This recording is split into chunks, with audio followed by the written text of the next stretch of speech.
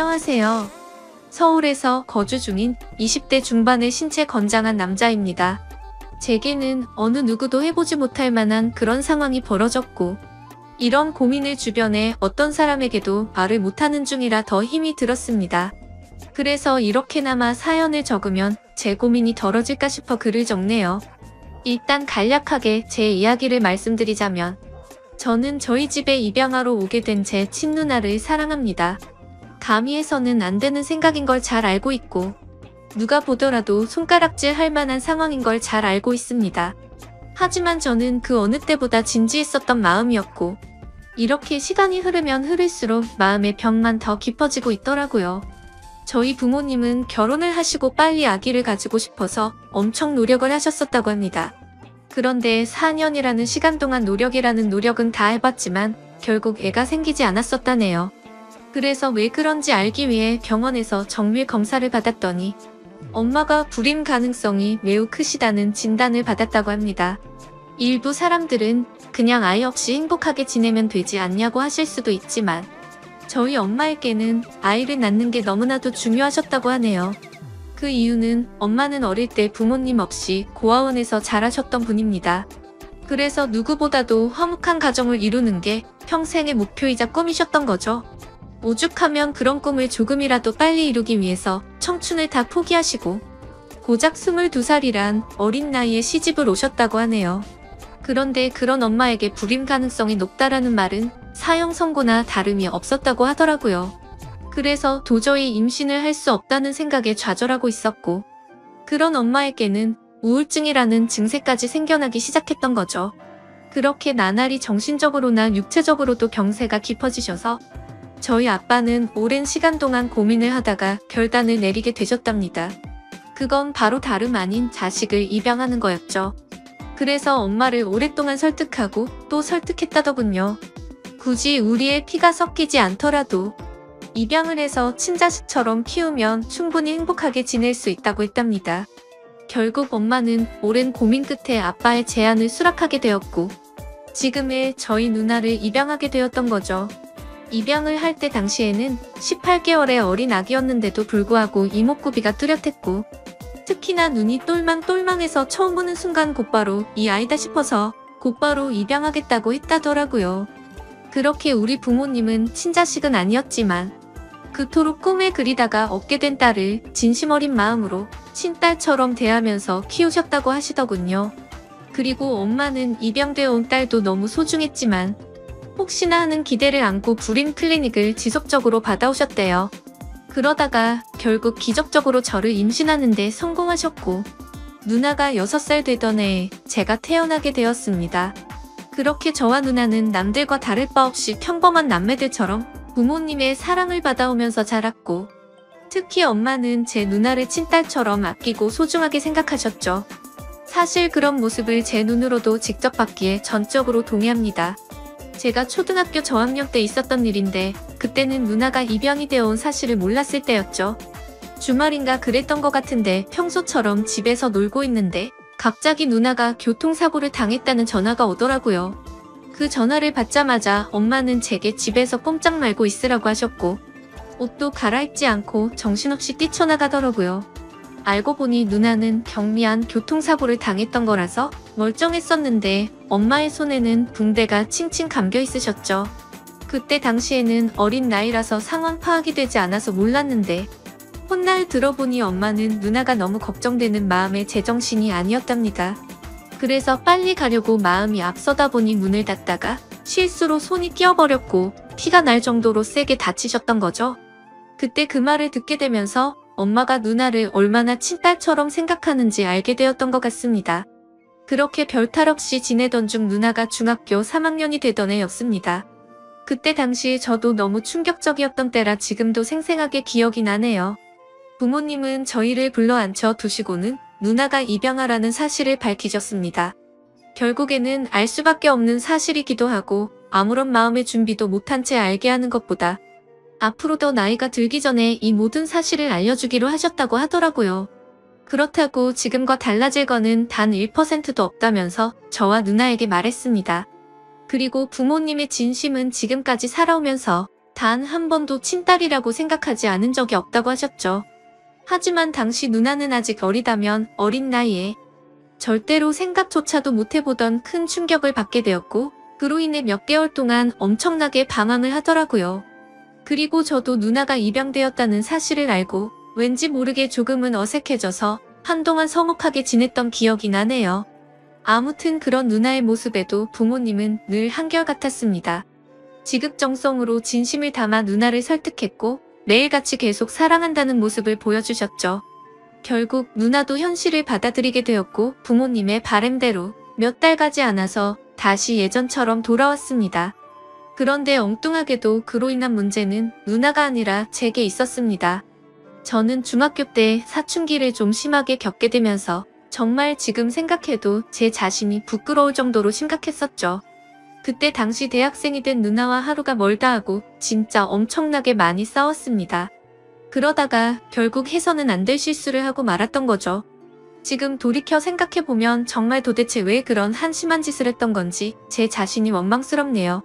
그때 당시에 무슨 짓을 했었냐면 저는 바보같이 대학생인 누나와 다투게 될 때마다 말싸움에서 항상 지고는 했었습니다. 누나는 나이도 저보다 6살이나 많을 뿐더러 머리가 좋았기 때문에 논리적으로 이길 수가 없었죠. 그래서 기분이 나쁜 나머지 매번 말끝마다 입양아 주제에 이런 소리를 누나한테 했고 불러온 돌이면 조용히 짱 박혀서 지내라고 못된 말을 내뱉었습니다. 그때는 누나도 덩달아 화내고 같이 욕을 해서 별로 상처받는 줄을 몰랐었죠.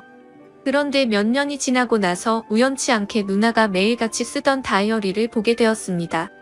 그 다이어리에는 사랑하는 내 동생은 나를 가족으로 생각하고 있지 않는 것 같다라는 그런 비슷한 내용들과 스스로에게 괜찮다, 힘내자라는 이런 글들을 엄청 많이 써놨더라고요.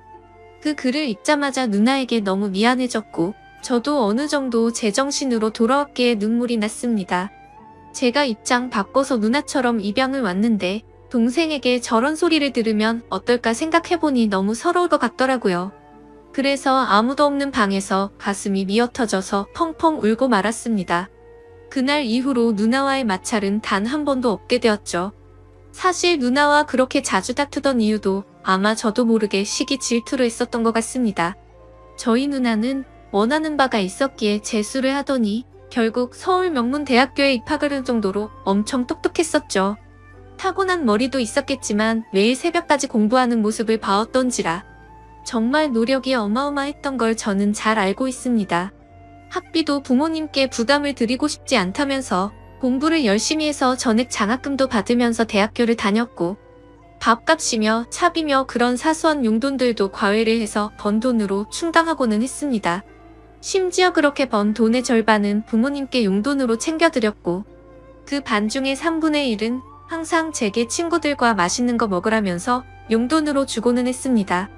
그만큼 저희 누나는 심성이 너무 고운 착한 여자였었고 다른 사람들에 비해 엄청 일찍 철이 들었던 것 같습니다. 부모님과 제게는 누나의 존재는 정말 친가족 그 이상의 존재였었죠. 그리고 그런 모습을 보면서 저는 누나가 제 동경의 대상이었고 정말 그래서는 안 되지만 어느 순간부터는 가슴이 떨리는 여자로 보이게 되었습니다. 나이가 들면 들수록 뭔가 누나가 되게 예뻐 보이고 사랑스러워 보이더라고요. 그런 마음이 들기 시작한 건 제가 20살이 되어서 대학교에 들어간 지 몇 개월이 지난 날이었습니다. 누나는 오랜만에 동생이랑 밥 먹고 싶다면서 저희 학교로 찾아온다고 했죠. 그렇게 친구들과 같이 있는데 누나가 도착을 했고 주변에 있던 친구들의 반응이 가관이더군요. 사실 누나가 학창시절부터 인기가 굉장히 많은 건 잘 알고 있었습니다. 흔히 말하는 얼짱으로 불리면서 학교를 다녔었고 방에는 남자들에게 받은 선물들로 온통 가득했던 것도 많이 봐왔었죠. 심지어 키는 170 정도 되었기 때문에 몸매가 마치 모델처럼 훌륭했었기에 외적으로 완벽에 가까웠고 서울 명문대에 들어가서 전액 장학금을 받을 정도로 머리도 비상했었기 때문에 인기가 없을 수가 없었습니다. 하지만 실제로 제 친구들이 그렇게 반응을 하니까 뭔가 기분이 더럽다고 할까요? 매번 짓궂은 농담을 하고 할 말 안 할 만 안 가리던 놈들이 그날 이후로 지긋지긋 할 정도로 누나를 소개 좀 시켜달라고 하는데 너무 짜증이 나더라고요. 그리고 그날부터 누나가 다른 남자와 있는 걸 상상만 해도 뭔가 밥을 먹다가 체한 것처럼 기분이 답답해졌고 기분이 엄청나게 나빠지는 제 자신을 발견하게 되었습니다. 그때부터는 평상시에도 많은 부분들이 달라지기 시작했습니다. 누나가 생긴 건 천상 여자같이 생겼는데 하는 행동은 또 털털한 성격이었죠. 그래서 더운 게 싫다면서 집에서는 짧은 바지와 민소매만 입고 다녔습니다. 솔직히 그런 모습을 봐도 원래는 아무런 감정도 들지 않았고 관심조차 없었습니다. 하지만 갑자기 그런 모습들이 민망해 보이기 시작했고 가슴이 쿵쾅대는 게 느껴지더라고요. 그때도 제 마음을 온전히 알지 못했었기 때문에 평생을 늘 매일같이 봐오던 그런 모습이었는데 갑자기 내가 왜 이러나 싶었습니다. 솔직히 말해서 진심으로 큰 병이 걸린 게 아닐까 싶어서 건강검진을 받아야 되나 진지하게 생각도 할 정도였죠. 하지만 그건 병이 걸린 게 아니라 제가 누나를 좋아한다는 걸 깨닫게 되었습니다. 처음에는 이 마음을 인정할 수도 없었고 억지로라도 아니라고 믿고 싶었죠.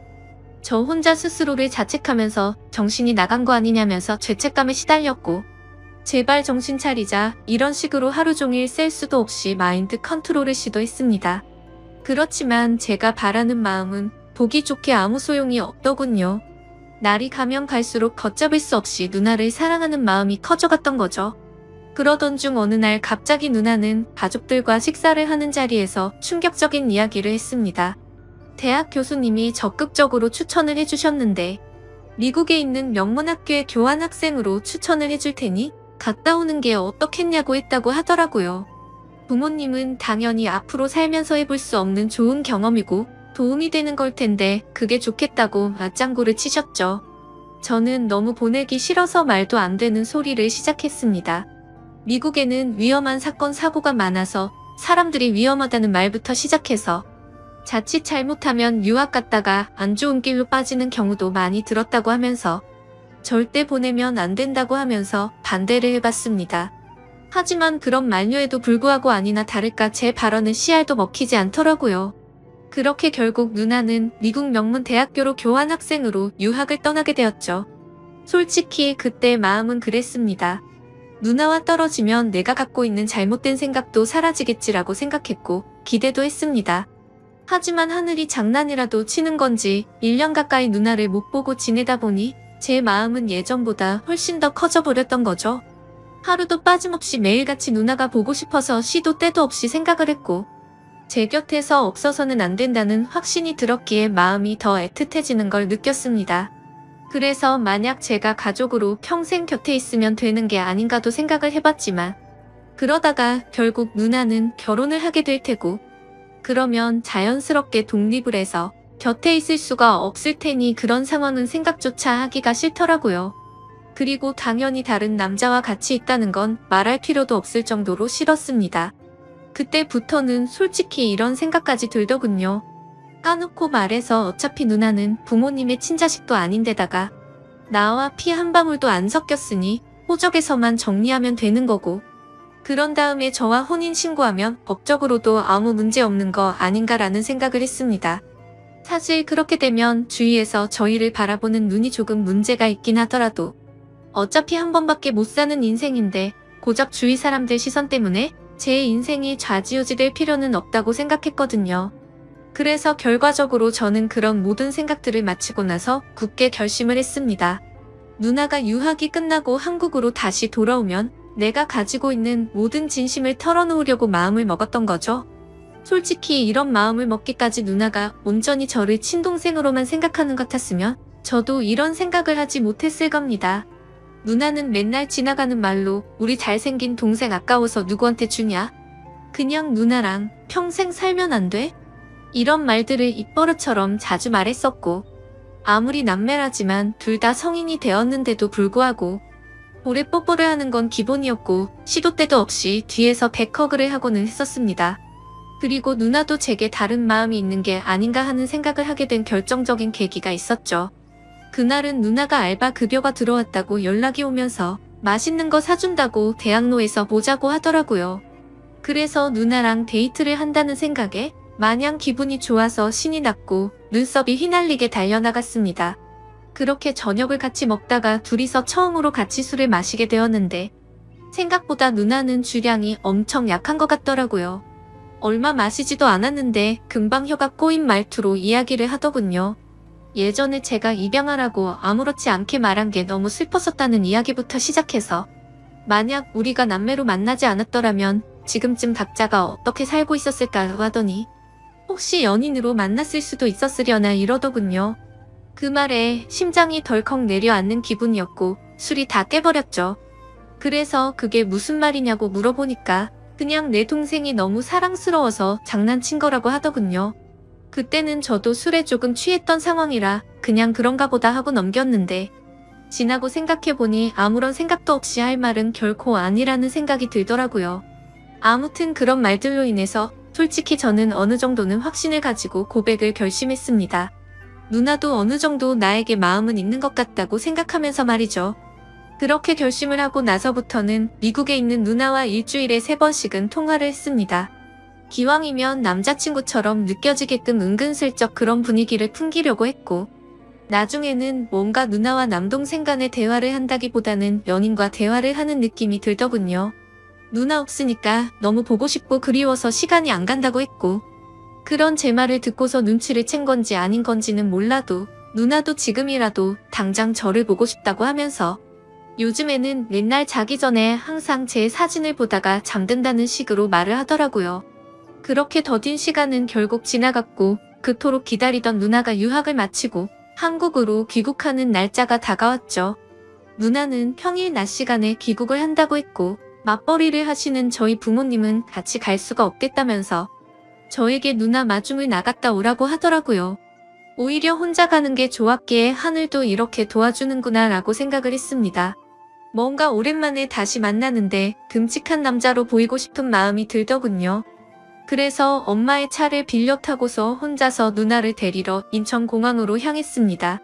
하지만 저는 면허를 딴 지 얼마 안 된 초보 운전자라서 엄청나게 긴장이 되더라고요. 결국에는 우여곡절 끝에 무사히 누나의 귀국 시간에 맞춰서 공항에 도착을 했습니다. 때마침 누나가 저 멀리서 나오면서 손을 흔드는데 심장이 터져버릴 것 같았죠. 유학을 가기 전보다도 훨씬 더 예뻐 보였고 왠지 모를 성숙미가 생긴 것 같더라고요.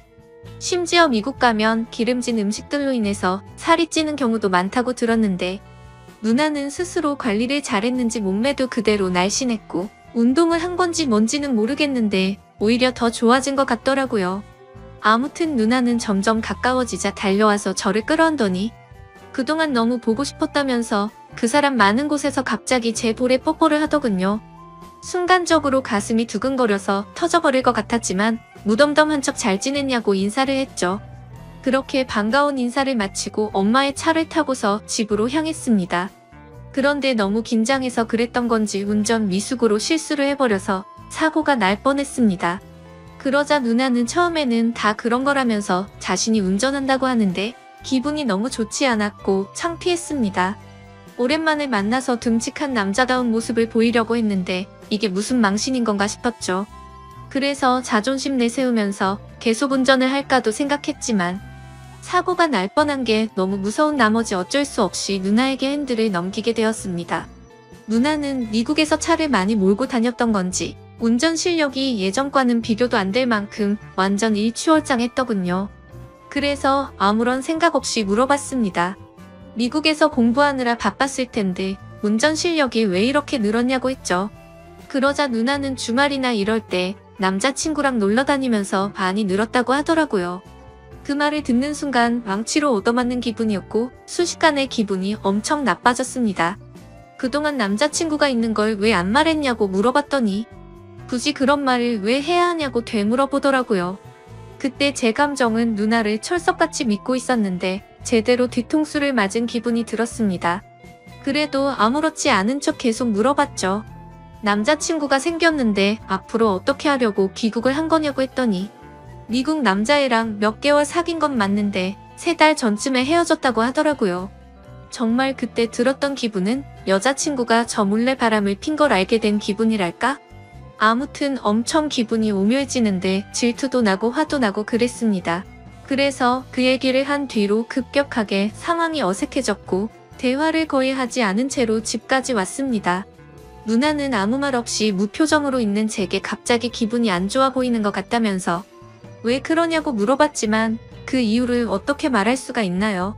그냥 컨디션이 안 좋다고 대충 얼버무리면서 말하고는 저는 제 방으로 들어가 버렸습니다. 문 닫고 침대에 누워서 생각에 잠겨 있는데 갑자기 방 문이 열리더니 누나가 또 짧은 바지에 민소매 차림의 편한 복장으로 제 옆으로 다가오더라고요. 그래서 저는 뭔가 저를 우습게 생각한다는 기분에 짜증이 났고 나도 다 큰 남자인 거 모르냐고 그렇게 입고 다니지 좀 말라면서 화를 냈습니다. 누나는 갑작스럽게 달라진 제 모습을 보고 놀라더니 진지하게 물어보았죠. 너 갑자기 왜 그러냐며 무슨 문제라도 생긴 거냐고 묻는데 제 침대에 걸터 앉아서 걱정하는 표정으로 저를 쳐다보고 있었습니다. 그래서 저는 아무것도 아니라면서 그냥 돌아 누워버렸는데 누나는 억지로 저를 돌려눕히더니 걱정되어서 그런다면서 무슨 일 있는 건지 말해달라고 하더라고요. 도대체 왜 갑자기 화를 내냐면서 1년 가까이 못 보다가 오랜만에 봤는데 네가 이렇게 이유도 설명 안 해주고 화만 내면 조금 서운해지려 한다고 말하더군요.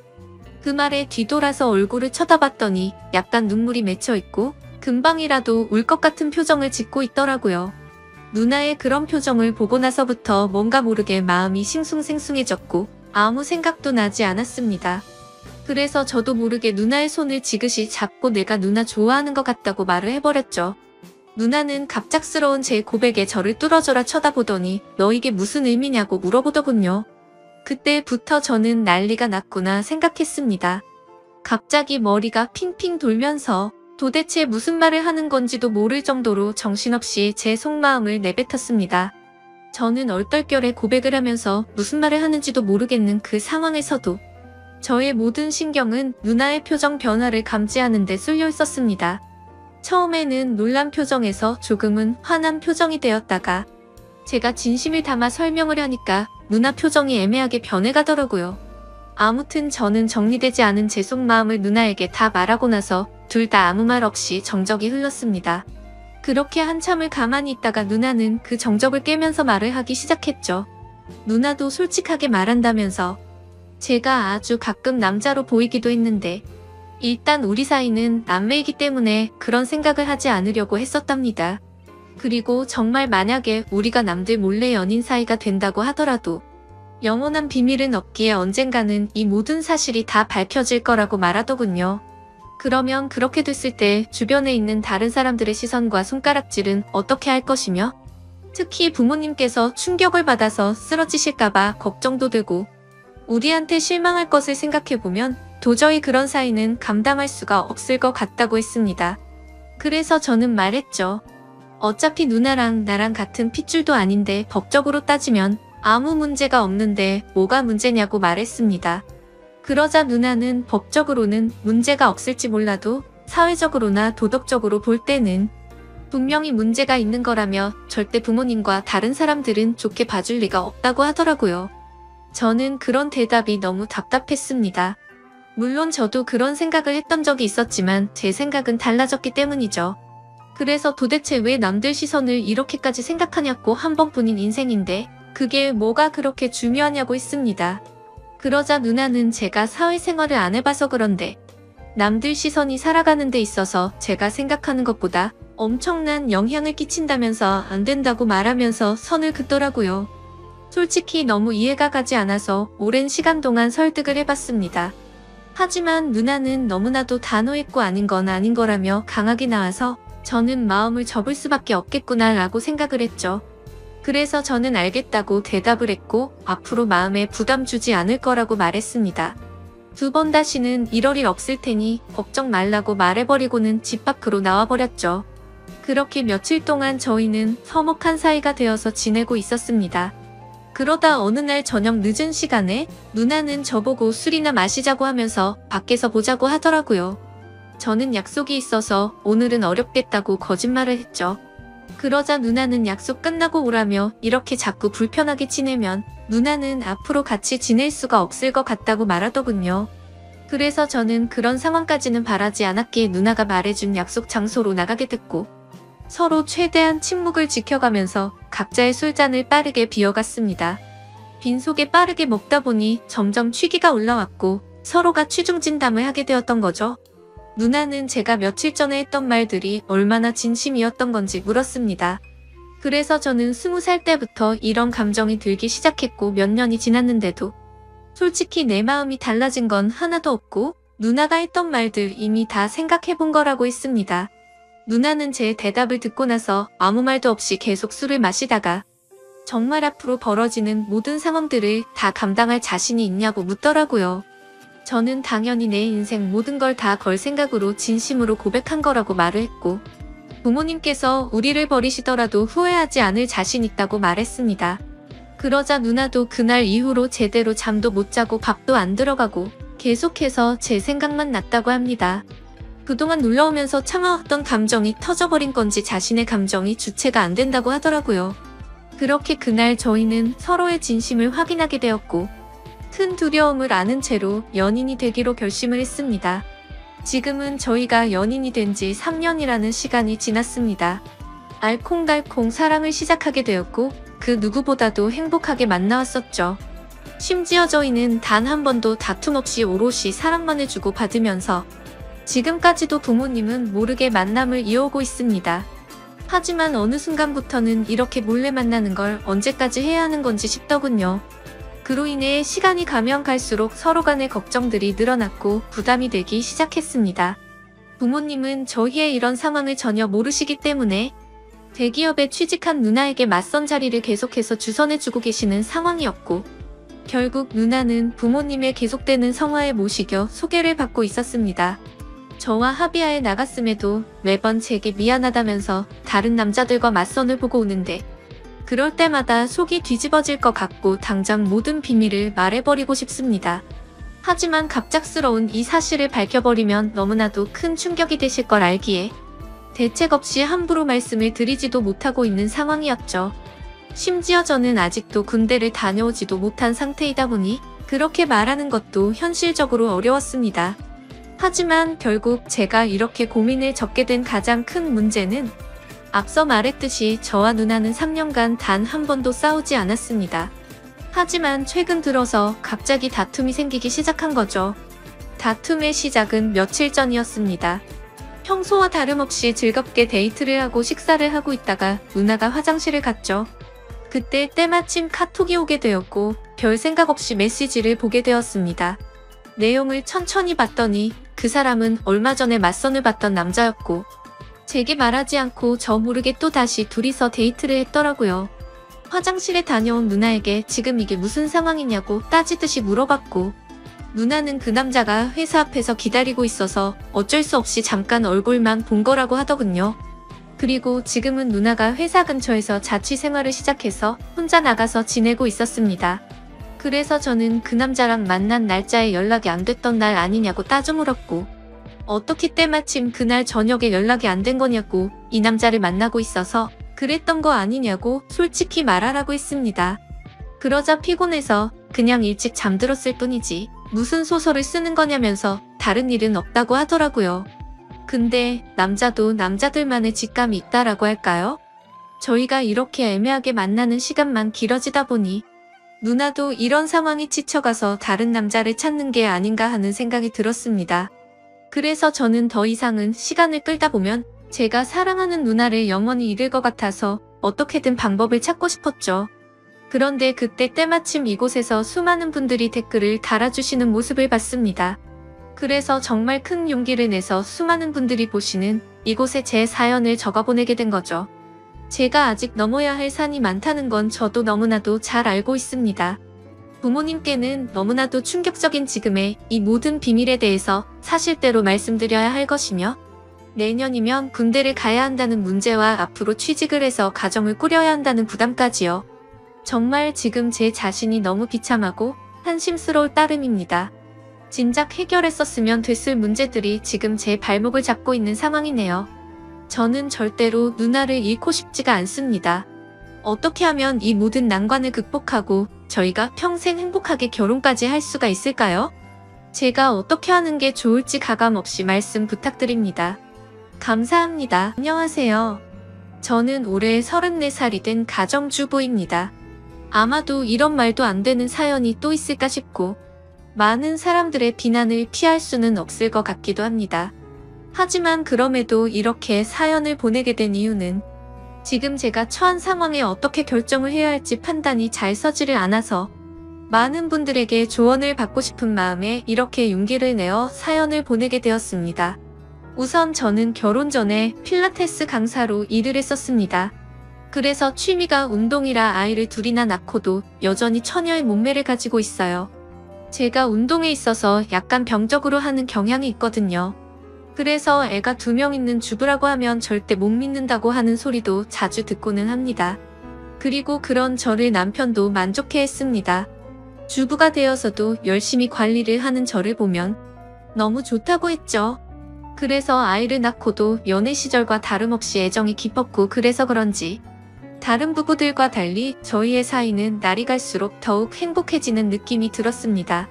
그렇기에 저는 저희 가족의 행복이 영원히 끝나지 않길 바랬고 남편을 많이 사랑했기에 수많은 남자들의 대시에도 불구하고 한순간의 실수도 만들지 않으려고 노력했습니다. 그런 제게 이런 일이 생겨버릴 줄은 상상조차 하질 못했습니다. 남편은 부모님을 일찍 여의고 가족이라고는 친형 한 분이 있었습니다. 그래서 세상에 단 2분인 혈육이라 그런지 사이가 아주 돈독했었죠.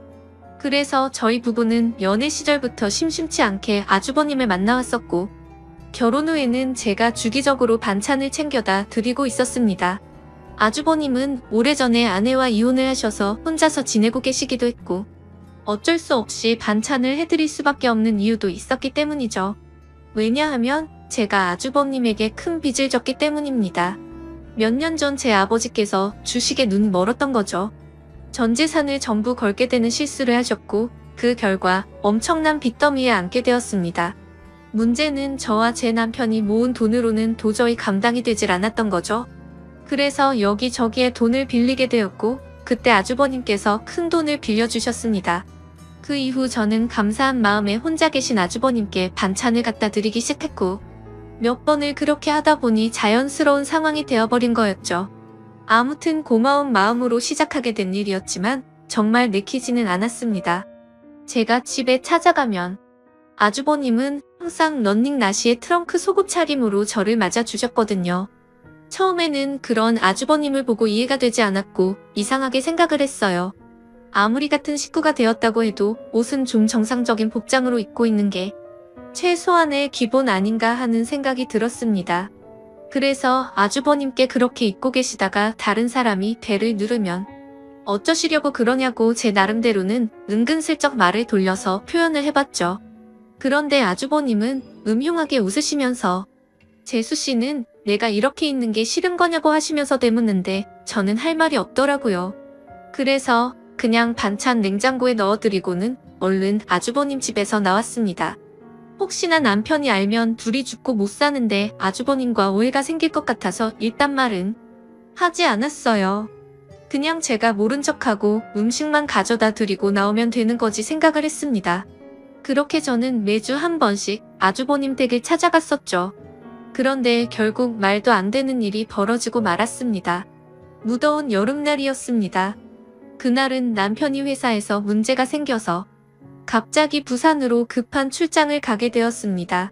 그래서 아침부터 정신없는 남편을 도와서 짐 챙겨주는 것부터 시작해서 이것저것 바쁘게 하다 보니 너무 정신이 없었습니다.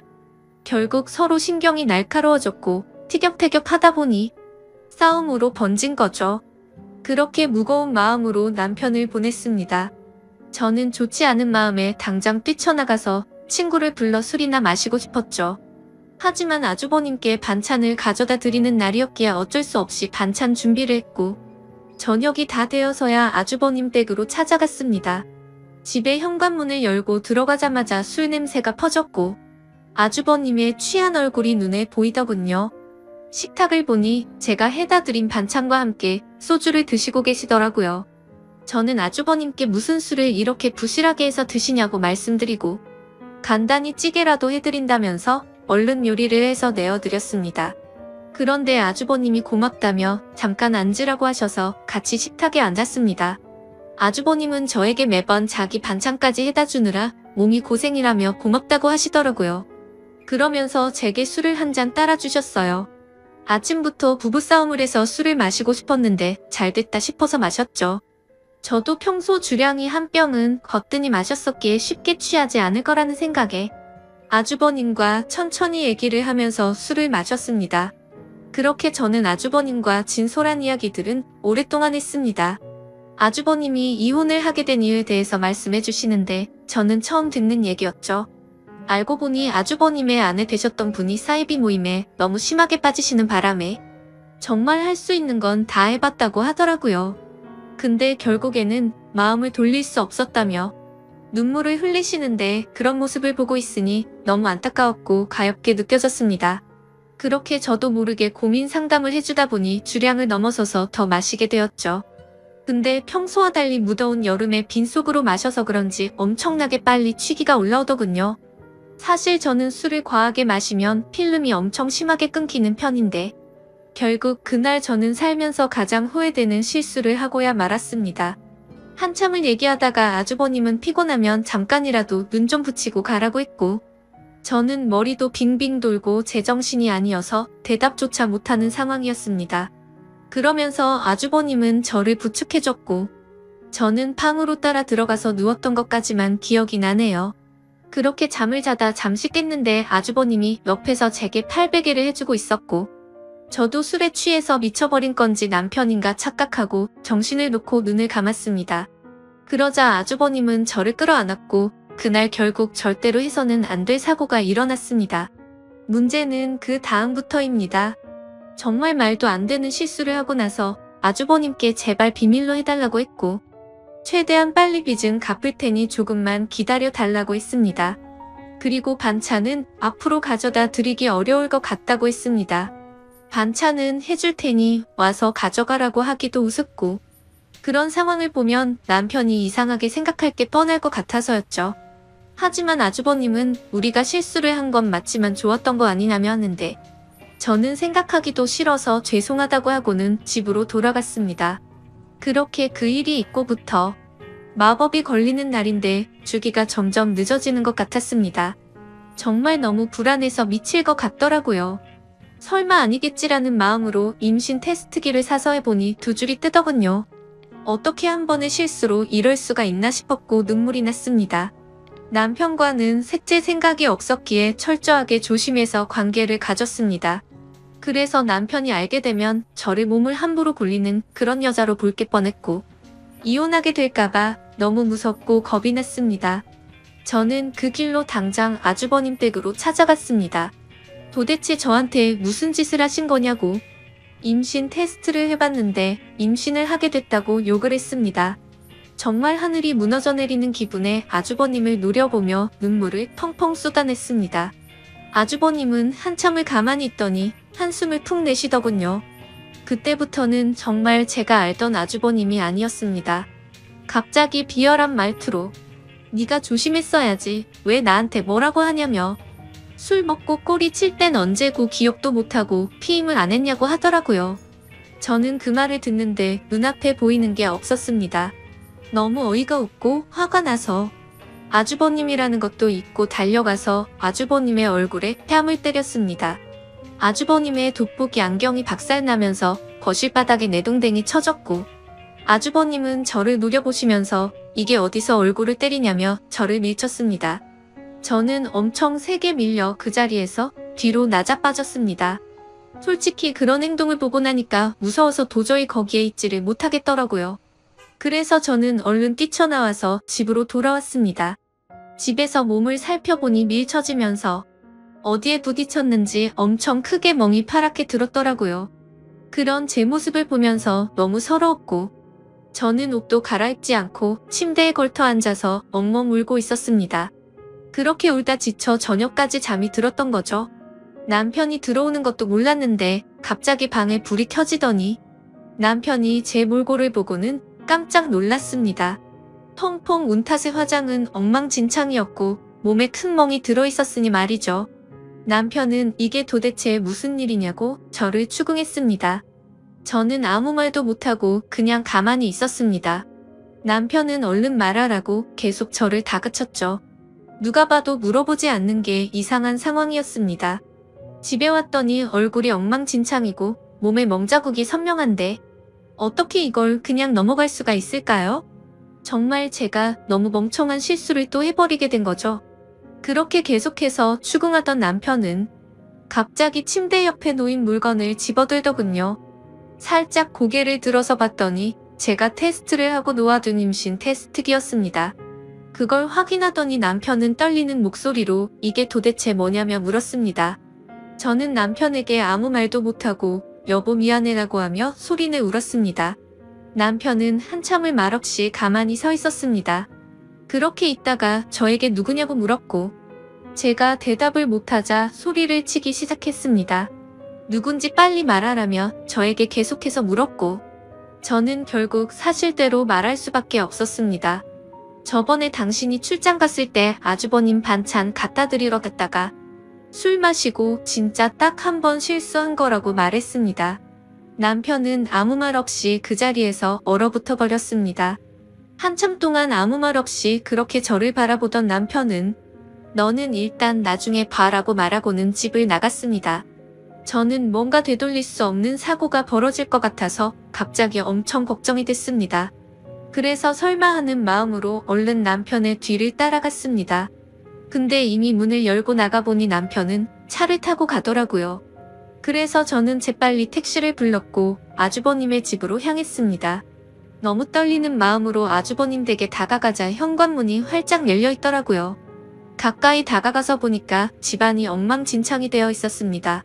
온갖 물건들은 널브러져 있었고 아주버님의 얼굴 상태는 엉망이 되어 있었습니다. 남편은 어떻게 내 와이프랑 이딴 짓을 하냐고 그러면서 이제 나는 어떻게 해야 하냐면서 소리내 울면서 있더라고요. 저는 너무 무섭고 마음이 아파서 어찌할 줄 모르겠는 마음에 눈을 감고 울고 있었습니다. 아주버님은 남편의 말을 듣고 한참 동안 가만히 있더니 인간 같지도 않은 말을 내뱉었습니다. 네 와이프 간수는 네가 잘해야지 도대체 왜 나만 이상한 놈으로 만드냐고 하더니 둘 다 꼴보기 싫으니까 천박한 네 와이프 데리고 꺼지라고 하더라고요. 정말 목숨도 내어줄 것만 같았던 두 형제는 그렇게 순식간에 사이가 무너졌습니다. 저의 잘못 인정하고 반성합니다. 남편에겐 정말 죽을 죄를 지었다고 생각하고요. 근데 어떻게 같이 잘못을 저지르고도 저렇게 뻔뻔한지 소름이 끼쳤습니다.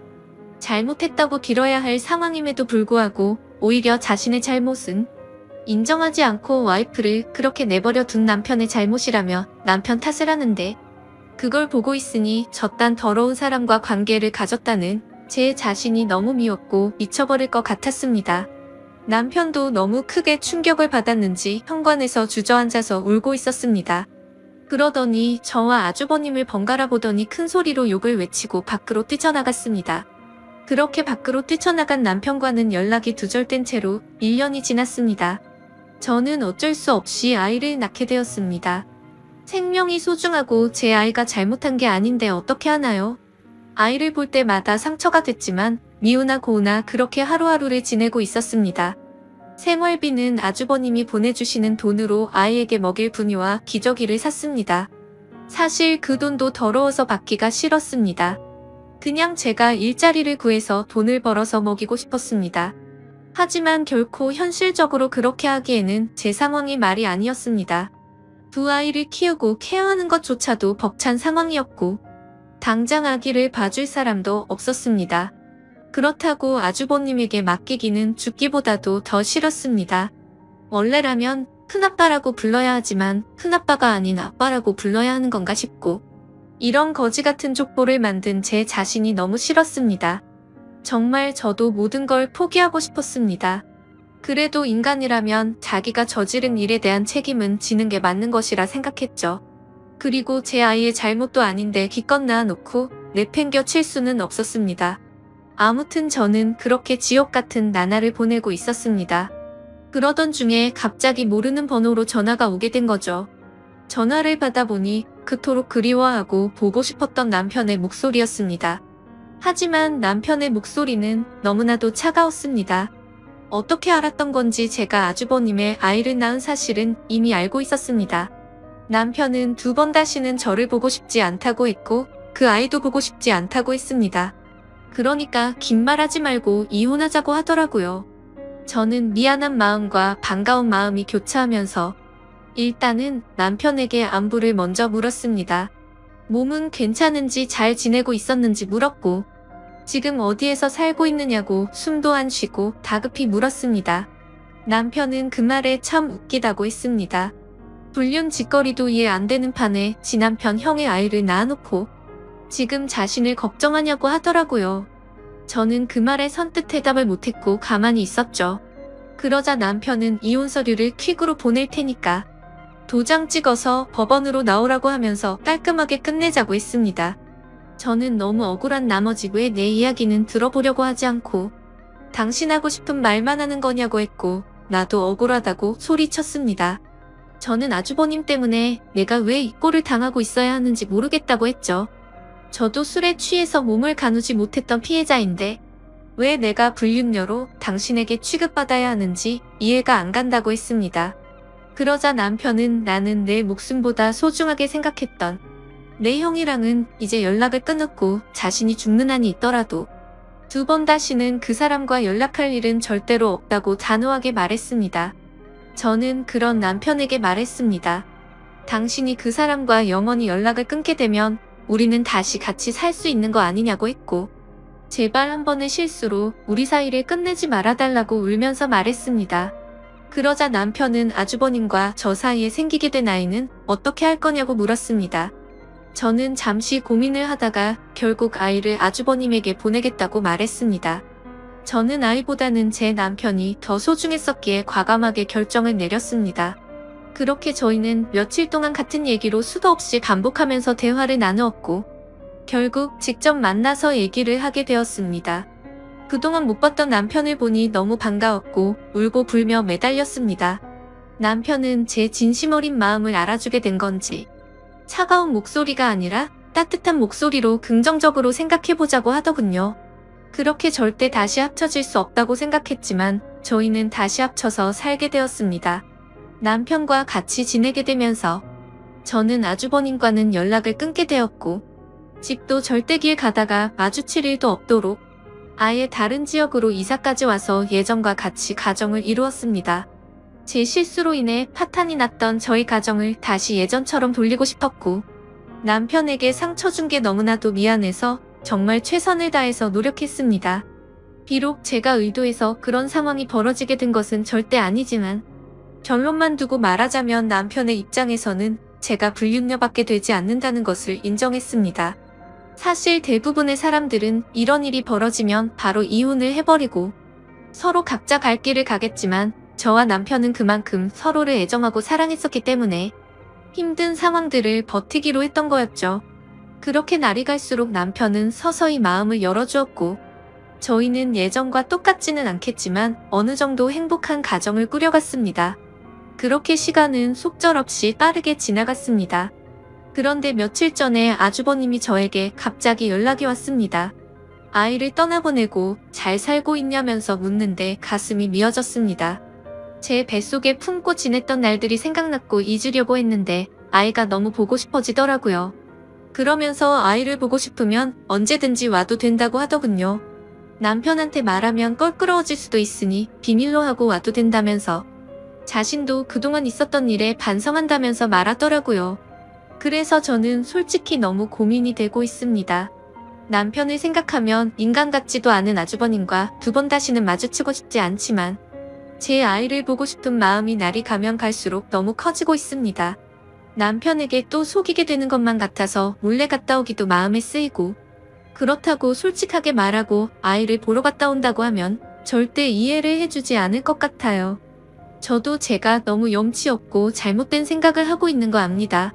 하지만 이런 제 마음을 제 스스로도 잡을 수가 없어서 너무 힘이 듭니다. 제가 어떻게 하는 게 좋을지 말씀 좀 부탁드립니다. 제 사연 읽어주셔서 감사드립니다. 현재 서울에서 거주 중인 20대 초반의 평범한 대학생 남자입니다. 저에게는 남들에게 일어나지 않을 만한 특이한 고민이 있습니다.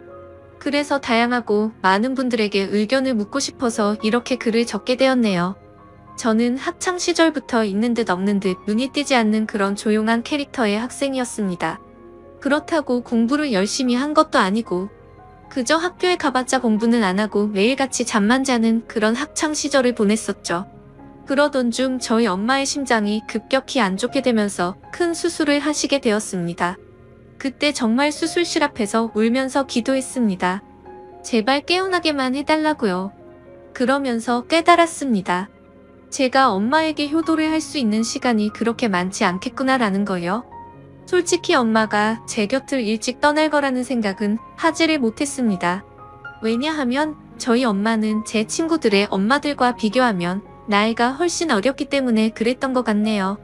엄마는 이른 나이에 저를 가지셔서 21살에 저를 낳으셨다고 하더라고요. 그래서 아주 젊은 편에다가 외모도 동안이셔서 길을 가거나 마트에 갔을 때도 엄마 아들로 보지를 않고 누나와 동생 정도로 보는 경우도 많았을 정도였습니다. 아무튼 하늘이 제 기도를 들어주셨는지 정말 다행스럽게도 엄마의 수술은 무사히 끝나서 회복을 하셨고 그때부터 저는 제대로 정신을 차리고 공부를 시작하게 되었습니다.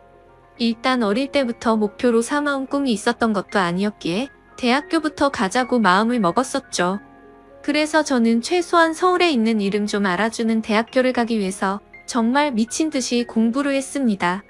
결국에는 삼수를 한 끝에 정말 아슬아슬하게 서울에 있는 명문 대학교에 입학을 하게 되었죠. 정말 삼수를 하는 기간 동안 말도 못할 정도로 고생해서 들어갔기 때문에 저와 가족들은 누가 보면 창피할 정도로 모두 다 같이 얼싸안고 기뻐했습니다. 대전이 고향인 저는 학교에 다니기 위해 서울에 자취방을 구하게 되었고 드디어 꿈을 그리던 대학교 생활을 시작하게 되었습니다. 3수 만에 꿈을 그리던 대학에 가는 거라 저는 남들보다도 더 대학 생활에 기대가 많았었죠. 하지만 심장이 좋지 않은 엄마는 제가 타지 생활을 하게 되어서 과할 정도로 걱정을 많이 하셨습니다. 그래서 엄마의 어릴 적 친하게 지내던 친구분이 서울에서 살고 계셨는데 그 아줌마에게 부탁을 해서 시간이 될 때마다 저에게 한 번씩 들러서 좀 봐달라고 부탁을 하시더라고요. 그렇게 저는 서울에 자취방을 구할 때 엄마의 친구분을 처음으로 만나게 되었습니다. 첫인상은 조금 놀랐습니다. 엄마가 친구분이 예쁘다고 하셔서 그냥 하는 말인 줄 알았는데 너무 미인이더군요. 심지어 저희 엄마도 동안이라고 생각하면서 살아왔지만 이 아줌마는 훨씬 더 어려 보이는 외모였죠. 그리고 만나기 전에 간단히 이야기를 들었는데 엄마의 친구분도 결혼을 하셨지만 성격 차이로 이혼을 하신 상태라고 하셨고 지금은 사업을 하고 있어서 돈을 잘 벌면서 싱글라이프를 즐기면서 지내신다고 하더라고요. 처음에는 호칭을 어떻게 해야 하나 정말 망설여졌습니다. 엄마와 또래여서 그렇지 아줌마라고 하기엔 남들이 보면 이상하게 생각할 정도였기 때문이죠. 왜냐하면 제 엄마 친구여서 호칭을 아줌마라고 했을 뿐이지 겉으로 보면 몇 살 차이도 안 나 보이는 누나로 보였거든요. 아무튼 그렇게 강렬했던 첫 만남을 뒤로하고 제가 자취를 시작하게 된 후로도 아줌마는 감사하게도 2주에 한 번씩은 저를 찾아와서 잘 지내는지 보셨고 친구 아들이 타지에 와서 고생한다고 밥도 몇 번 사주시고 용돈도 주셨습니다. 그런데 그런 아줌마를 보면 볼수록 제 감정이 이상하다고 느껴졌습니다. 아줌마를 처음 봤을 때만 해도 단순히 엄마의 친구라고만 생각했는데 시간이 지날수록 아줌마에게 이상한 감정이 들기 시작하더라고요. 왜냐하면 아줌마는 나이도 40대 초반이셨지만 나이보다 훨씬 어려 보였어요. 많게 봐도 30대 초반 정도로밖에 안 보였고 솔직히 20대와도 크게 다를 바가 없어 보였거든요. 그래서 그냥 같이 길을 걷고 있으면 또래의 여자친구랑 걷고 있는 기분이었습니다. 그리고 평상시에 운동을 열심히 하셔서 그런지 몸매도 너무 좋으셨죠. 복장도 항상 평범한 의상보다는 남자들의 눈길이 갈 수밖에 없는 그런 의상을 주로 입었었고 제가 느꼈던 첫 느낌은 젊은 사업가에 아주 세련되고 예쁜 전형적인 서울 여자 같다는 느낌이었죠. 하지만 그렇게 생각을 하면 안 되는 걸 너무 잘 알았습니다. 아줌마는 제 엄마의 친구인데 이건 아니다 싶다고 생각을 했고 이상한 생각은 상상조차 해서도 안 된다고 제 스스로를 더욱 엄격히 대했습니다. 그러면서도 저는 저를 잘 챙겨주는 아줌마에게 항상 감사한 마음이 컸었고 엄마한테도 아줌마가 잘 챙겨주셔서 밥도 잘 먹고 있고 아주 잘 지낸다며 걱정 말라고 말씀을 드렸습니다. 그런데도 참 지금 생각해봐도 아이러니한 것 같습니다. 이상하게 대학교에는 젊고 활기가 넘치는 여자들이 가득했지만 그런 여대생들에게는 호감이 가지 않고 성숙한 느낌의 아줌마한테만 자꾸 마음이 끌렸던 게 신기하네요. 누가 봐도 정신이 나간 놈 같다고 생각하시겠지만 저도 같은 생각입니다.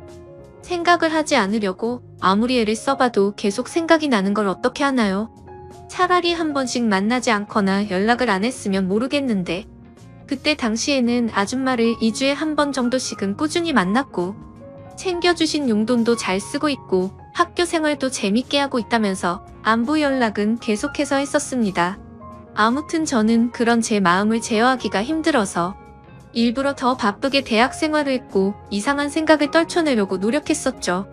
그렇게 시간이 흘렀고 5월 달쯤 중간고사가 끝나게 된 날 아줌마에게서 연락이 왔습니다. 대학교 와서 처음으로 시험을 치르느라 고생 많았다면서 맛있는 밥 제대로 한 끼 사줄 테니까 밖에서 보자고 하시더라고요. 그래서 저는 설레는 마음으로 좋다고 말했고 학교에서 기다렸습니다. 여성들이 탈만한 고급스럽고 세련된 오픈카를 타고 오는데 진짜 엄청 고급져 보여서 우와 소리가 저절로 나오더라고요. 처음 타보는 외제차에 감동하는 동시에 아줌마의 능력이 멋있어서 더 예뻐 보였습니다. 그렇게 저희는 강남 핫플레이스로 향했고 딱 봐도 엄청나게 비싸 보이고 고급스러운 건물에 도착했습니다. 비싸 보이는 꽃등심을 대수롭지 않게 시키는데 역시 사업을 하셔서 그런지 여유가 넘쳐 보이더라고요. 평생을 1인분에 3,000원짜리 냉동 삼겹살만 먹다가 1인분에 몇만 원씩 하는 꽃등심을 먹으려다 보니 겉으로는 아무렇지 않은 척했지만 속으로는 너무 감격하면서 먹었던 것 같습니다. 그렇게 저는 꽃등심을 맛있게 먹고 있는데 아줌마는 웃으시면서 천천히 마음껏 먹으라고 하시더라고요. 그러면서 갑자기 술은 잘 먹냐고 물어보셨습니다. 사실 삼수하면서 공부만 미친 듯이 하느라 술을 자주 마시지는 않았습니다. 하지만 제가 타고나기를 술을 잘 마셨었기에 자신감 반 장난 반으로 말했죠. 저는 주량이 무적에 가까워서 살면서 취해 본 적이 없다면서 장난스럽게 말했습니다. 그러면 시험 끝난 기념으로 소주 한 잔 해볼까? 하시면서 술을 시키더라고요. 저는 오랜만에 소맥을 마시고 싶다고 하면서 소맥을 마시자고 했어요. 그렇게 아줌마와 저는 소맥을 한 잔, 두 잔 쉴 새 없이 마셨습니다. 대학교에 입학하고 나서도 저는 장학금이 절실했기 때문에 매일같이 학교 집 이렇게만 생활하다 보니 술 마시는 거 또한 참 오랜만이어서 술이 술술 넘어가더라고요. 저는 아줌마와 술을 마시면서 만나게 된 이후로 처음으로 이런저런 얘기를 많이 나누게 되었습니다. 아줌마는 술이 조금씩 취하시는지 과거에 있었던 이야기들을 하시더라고요. 2년 전에 결혼을 했었는데 결혼 생활이 생각과 달리 너무 마음에 맞지 않아서 겨우 1년 만에 서로 간의 합의로 이혼을 하게 됐다고 얘기를 해주시더군요. 그래서 그런지 요즘 많이 외롭다면서 편안하게 만날 남자가 있었으면 좋겠다고 하시더라고요. 사실 그런 말을 갑자기 왜 하는지 의아하긴 했었지만 술이 취해서 그런가 보다 하고 그냥 그러려니 했습니다. 그러더니 저한테도 질문을 하셨습니다. 삼수하느라 공부만 엄청 했다고 들었는데 대학 생활은 어떤 것 같냐며 이제는 대학교에 들어가서 여자친구들도 많이 만나고 좋지 않냐고 하시는 겁니다. 그래서 저는 시큰둥하게 대학 생활이 뭐 지루하고 다 똑같은 것 같아요 라고 말하고 오히려 학교에서 노는 것보다 아줌마랑 노는 게 더 재밌네요 라고 말해버렸습니다. 설마 내 말에 기분이 나쁘면 어떨까 걱정하면서 쳐다봤더니 아줌마는 내심 기분이 좋은지 피식 웃으시더라고요. 근데 그렇게 피식 웃는 모습을 보니까 술에 취해서인지 또 너무 예뻐 보이더라고요. 그리고 대학교 애들이랑은 다르게 눈길이 가는 의상 때문에 본능적으로 자꾸만 쳐다보게 되었습니다. 그렇게 배가 불러올 때쯤 아줌마는 저녁은 다 먹은 것 같으니 이제 슬슬 일어나자고 하시더군요. 내심 조금 더 같이 있고 싶은 생각도 있어서 조금 서운해하려고 하는데 아줌마는 여기 근처에 이자카야 좋은 곳이 있는데 간단히 한 잔 더 괜찮냐고 물어보시더라고요. 그래서 저는 혹시라도 생각이 바뀔까봐 기분이 들떠서는 얼른 좋다고 말했습니다. 그렇게 아줌마와 저는 근처에 있는 이자카야로 갔습니다. 친구들이랑 이자카야도 종종 가봤는데 그곳은 엄청나게 고급져 보이더라고요. 안주도 엄청나게 화려하게 나왔고 무슨 이런 데가 다 있나 싶었습니다. 이자카야에서는 소주 맥주 대신 비싼 사케를 시켰고 맛이 깔끔하고 별로 세지 않구나 생각하면서 계속해서 마셔댔습니다. 아무 생각 없이 정신을 놓고 마시다 보니 갑자기 술이 확 취하게 됐고 조금만 더 마시면 필름이 끊길 만큼 취해버렸죠. 그런데 제가 주량이 엄청 세서 이 정도였지 아줌마는 이미 엄청 많이 취하셔서 잠을 자고 있더라고요. 그래서 저는 이제 집에 가야 할 것 같다고 아줌마를 계속해서 깨웠습니다. 하지만 이미 만취해버린 아줌마는 정신을 완전히 놓은 채로 자고 있어서 어떻게 해야 할지 너무나도 난감하더군요. 결국 저도 술이 너무 많이 취한 상태여서 제정신이 아니어서 그랬던 건지 일단은 아줌마를 저희 집으로 데리고 갔습니다. 지금 다시 생각을 해봐도 그때 도대체 무슨 생각으로 그랬는지 모를 정도인 걸 보면 아마 필름이 끊겼었던 것 같네요. 집으로 들어가서 아줌마를 침대 위에 눕혀드리고 저는 곧바로 씻으러 들어갔습니다. 샤워를 하고 있으니 조금은 술에서 깨는 기분이었습니다. 그런데 문득 생각해보니 아무리 그래도 다 큰 남자 집에 여자가 와서 자고 있다고 생각하니 기분이 묘하더군요. 하지만 그런 생각조차도 잠깐이었습니다. 감히 엄마의 친구한테 이게 무슨 생각이냐고 제 스스로 반성을 하게 되었고 개운하게 씻었으니 나가서 그냥 잠이나 자자라고 생각을 했습니다. 그렇게 저는 샤워를 마치고 자려고 하는데 아줌마가 이불을 덮지 않고 자고 있더라고요. 그래서 이불을 다시 덮어드리고 있는데 아줌마가 갑자기 제 손을 잡으시더군요. 저는 갑작스러운 상황에 너무 깜짝 놀라서 아줌마를 쳐다봤더니 아줌마는 술에 취한 척을 했었던 건지 뭔지는 모르겠지만 약간은 혀가 꼬인 목소리로 말을 하시더라고요. 너도 나한테 그동안 관심 있는 거 아니냐면서 매일 만날 때마다 힐끗힐끗 쳐다보는 거 아무 생각 없이 쳐다본 거냐고 하더군요. 그리고 왜 나한테 매일같이 연락하고 나랑 노는 게 좋다고 했냐라고 물어보니 할 말이 없어지더라고요. 그렇게 말하고는 우리 다 큰 성인이고 불법을 저지르는 것도 아닌데 솔직해지자고 하셨습니다. 혹시라도 우리가 만나는 게 너희 엄마가 알까봐 걱정되는 거면 비밀로 하자고 하더라고요. 그 말에 저도 제 마음을 숨길 필요가 전혀 없다고 느껴졌고 아줌마의 제안에 그러자고 했습니다.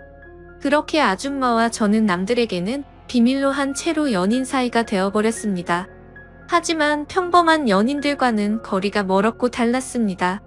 아줌마는 우리가 결혼을 전제로 만나는 것도 아니고 서로가 챙겨주고 만나는 건 좋은데 언제든지 다른 사람을 사랑하게 된다면 쿨하게 보내주자고 하더라고요. 처음에는 그 제안이 좋은 건지 안 좋은 건지 멍하긴 했는데 저에게는 전혀 나쁠 게 없다고 생각이 되었습니다. 그렇지만 겉으로 봤을 때 아무리 비슷한 또래로 보인다고 하더라도 아줌마와 저의 나이 차이는 너무 많이 났기 때문에 내심 마음이 걸리기는 하더라고요. 그러던 중 아줌마와 같이 다른 연인들처럼 즐겁게 홍대 거리를 걸어다니면서 데이트를 하고 있었습니다. 그런데 갑자기 누가 뒤에서 말을 걸어서 돌아봤더니 대학교 친구 2명이 제게 인사를 건네더라고요. 그래서 인사를 하고서 친구들은 옆에 계신 분은 누구냐며 혹시 여자친구냐고 물어보길래 당황해서 멈칫하고 있는데 제가 당황한 걸 눈치채신 건지 아줌마가 여자친구는 아니고 아는 누나라고 말을 해버린 거죠. 그러자 눈치 없는 친구들은 이렇게 만난 것도 우연인데 방해가 안 된다면 저녁이나 같이 먹자고 하더라고요. 그런 제안이 너무 뜬금없었고 황당하더라고요. 왜냐하면 그 친구들은 저와 그렇게까지 친한 사이가 아니었고 같이 수업 듣고 이름만 아는 정도였기 때문이죠. 그래서 제가 거절을 하려고 하는데 제가 말하기도 전에 아줌마는 그러자고 대답을 해버렸고 너무 황당하게도 넷이서 다 같이 저녁을 먹으러 갔습니다. 그런데 도대체 이 친구들은 왜 같이 밥을 먹자고 한 건가 싶었는데 그 이유를 바로 알겠더군요. 그 친구들은 저에게는 전혀 관심이 없었고 아는 누나라고 말했던 아줌마에게 관심이 있었던 거죠. 정말 무슨 하이에나처럼 쉴 새 없이 번갈아 가면서 질문을 던지더라고요. 그래서 나이를 알면 관심을 끄겠지 싶었는데 나이를 알게 됐는데도 불구하고 더 적극적으로 들이대더군요. 저와는 무슨 사이인지 남자친구는 혹시 없는지 노골적으로 질문을 하더니 결국에는 술도 같이 마시자고 졸라대는 모습이 너무 추해 보였고 점점 열이 받았습니다. 그런 친구들의 모습을 보니 제가 나이 차이가 많다고 고민을 했던 게 전혀 문제가 될 게 아니었다는 걸 깨닫게 되어버린 거였죠. 저는 더 이상은 같이 자리를 하고 싶지 않았고 아줌마에게 카톡으로 그만 일어나고 싶다고 했습니다. 그러자 아줌마는 내일 일이 있어서 술은 못 마실 것 같고 그 그만 일어나야 할 것 같다면서 자리에서 일어났죠. 그제서야 아줌마에게 번호라도 알려주면 안 되냐고 집요하게 달라붙더군요. 아줌마는 제가 불쾌해하는 걸 알았기에 번호는 다음에 기회가 된다면 알려준다면서 거절을 했고 그렇게 자리는 끝났습니다. 그런데 학교에서 그 친구들은 또다시 집요하게 번갈아 가면서 저를 찾아오더군요. 아줌마의 연락처를 알려주면 안 되냐는 말과 첫눈에 반했는데 소개를 시켜달라고 똑같이 말을 하더라고요. 아무튼 그냥 더 이상은 상대를 하기 싫어서 사실은 우리 친형이랑 잘 되어가는 누나라고 말을 해버렸습니다. 그러자 그때부터는 더 이상 저를 괴롭히지는 않더군요. 그때 그 계기로 내 또래 친구들이 봐도 아줌마는 어려 보이고 정신을 못 차릴 만큼 매력적이구나라는 걸 다시 알게 되었던 거죠. 그러다 한 번은 아줌마의 집으로 놀러도 가게 되었습니다. 바닥은 온통 대리석이고 집 평수도 엄청 넓어서 진짜 잘 사는구나 생각을 했습니다.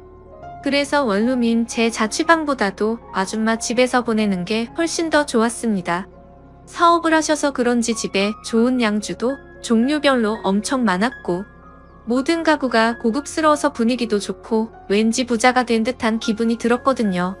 아줌마를 만나면서도 한참 뒤에 알게 된 사실이지만 알고 보니 아줌마는 SNS에서도 엄청 유명했었고 유명세를 타서 인터넷 쇼핑몰 사업을 했는데 그게 정말 초대박이 나서 동방석에 앉은 거라고 하더라고요.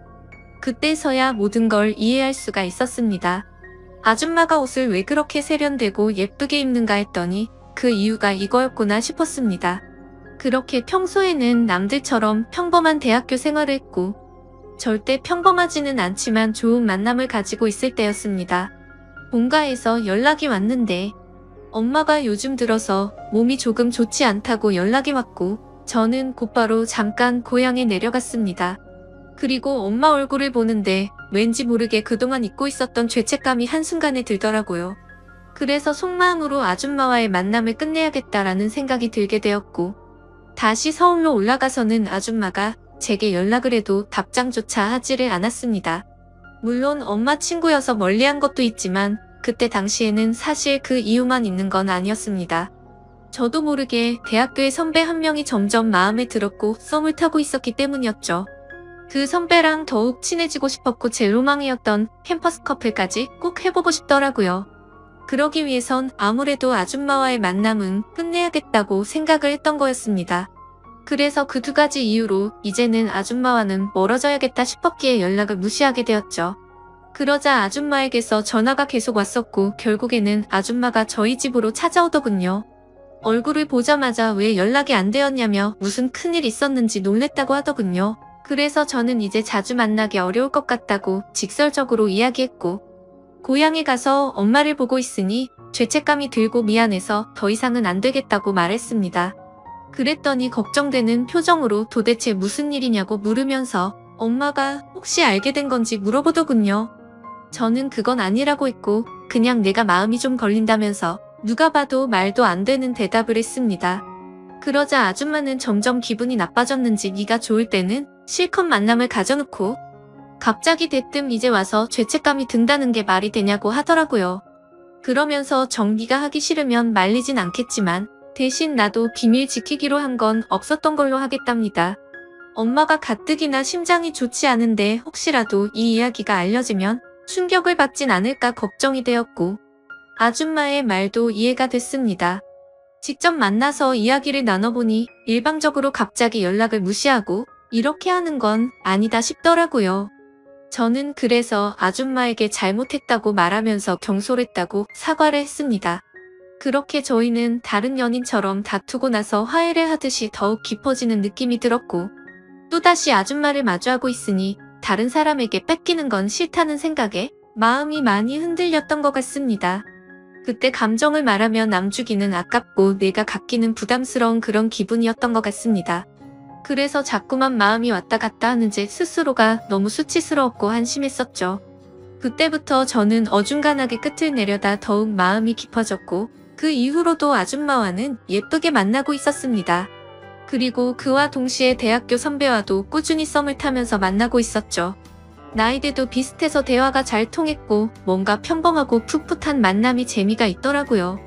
그렇게 저는 평범한 척 선배와 데이트를 했고 점점 사이가 가까워지면서 결국 캠퍼스 커플이 되었습니다. 선배는 순수한 마음으로 장난치듯이 다른 여자 눈만 마주쳐도 가만 안 둔다면서 장난을 치는데 그 말에 거짓말로 대답을 하니까 왠지 마음이 더 무거워져서 아줌마와는 정말 만남을 끝내야겠다 싶더라고요. 하지만 생각만 그렇게 할 뿐 결코 아쉬운 마음이 커서 행동으로 옮기지는 못하겠더군요. 그래서 시간이 가면 갈수록 제 죄책감은 커져갔습니다. 여자친구와 데이트를 하고 있을 때도 그렇고 엄마와 통화를 할 때도 마음이 편하지가 않았습니다. 그렇게 불편한 마음을 안고서 대학교 선배를 만난 지도 한 달 정도가 됐을 때 술을 마시고 함께 이야기를 하고 있는데 갑자기 뭔가 조금 묘한 기분이 들더라고요. 분명히 바라만 봐도 행복하고 좋은 것 맞는데 서로가 뭔가 맞지 않는 느낌이랄까? 아무튼 그날 그 생각이 들고 나서부터는 아줌마와 여자친구가 조금씩 비교가 되기 시작하더니 확실히 제게는 아줌마와의 만남이 훨씬 더 좋구나 라고 느껴졌습니다. 그러다 어느 날 아줌마와 같이 술을 마시다가 거짓말을 하면서 만나는 건 아닌 것 같았기에 그동안 있었던 모든 사실들을 전부 다 솔직하게 털어놓았습니다. 사실은 요즘 대학교 선배랑 사귀고 있는데 이제 우리는 그만 만나는 게 어떻겠냐고 물어봤죠. 하지만 제 예상과 달리 돌아오는 대답이 조금 충격적이었습니다. 아줌마는 나는 괜찮다며 예쁘게 잘 만나라면서 응원해준다고 하더라고요. 저는 순간 뭐지? 라는 생각이 들었습니다. 뭔가 질투를 하지 않아서 내심 서운하기도 했던 것 같고요. 그래서 그냥 이렇게 된 거 나도 눈치 보지 말고 편하게 생각하고 만나야겠다고 마음을 고쳐먹었죠. 그렇게 저는 평일에는 여자친구와 데이트를 했고 주말이면 아줌마와 데이트를 했습니다. 확실히 날이 가면 갈수록 드는 생각이 여자친구랑 같이 있을 때도 좋긴 하지만 아줌마랑 있을 때가 뭔가 더 마음도 편하고 여유로워서 더 좋은 것 같더라고요. 그렇게 한 학기가 끝나게 되었고 저는 방학 기간 동안 본가로 내려가서 휴식을 취하고 있었습니다. 집에서 천천히 지금까지 있었던 일들을 돌이켜보니 뭔가 머릿속이 복잡해졌습니다. 평범하지 않게 시간들을 보내다 보니 장학금은 이미 물 건너간 상태였고 저도 모르게 여자친구를 속이고 바람을 피고 있는 상태였으니 머리가 아플 수밖에 없었습니다. 물론 아줌마와의 만남이 먼저였지만요. 카톡 메시지 내용을 봐도 두 사람은 참 많이 달랐습니다. 한 개의 카톡에서는 여자친구랑 달달한 장난을 치고 풋풋하게 대학생스러운 카톡을 나누는 반면 또 다른 한 개의 카톡에서는 언제 올라오냐 빨리 너랑 놀러 가고 싶다 라는 식으로 할 말만 하는 식의 카톡을 나눴습니다. 그리고 방학 중간에 여자친구를 보러 서울에 올라가면 여자친구랑 며칠 동안 데이트를 했고 본가로 내려오기 전에는 아줌마와 며칠 동안 데이트를 하다가 내려오고는 했습니다. 이 모든 사실을 알면서도 저를 이해해주는 아줌마는 무슨 생각인 걸까 궁금하기도 하지만 또 다른 한편으로는 제 마음을 편하게 해줘서 뭔가 모르게 더 빠져드는 기분입니다. 하지만 그런 마음이 들다가도 현실적인 생각들을 하고 있다 보면 엄마와 여자친구에게 해서는 안 될 짓이라고 생각이 들어서 그만해야 하는 거 아닌가라는 생각이 많이 듭니다. 도대체 이런 말도 안 되는 상황을 누구한테 상담을 받을 수가 없다 보니 많이 답답합니다. 그래서 이제는 비밀로 해야 될 엄마한테 도움을 받아야 하나 싶을 정도로 생각도 많이 바뀐 것 같습니다. 그런데 제 고민만 앞서서 그런 질문을 하면 엄마가 갑자기 너무 충격을 받을까봐 말을 못하고 있죠. 착한 여자친구한테도 너무 미안하네요.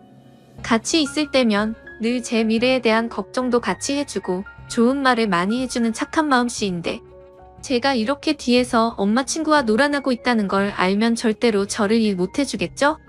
그런데 그걸 잘 알면서도 아줌마와의 만남은 이제는 끊을 수가 없을 것 같습니다.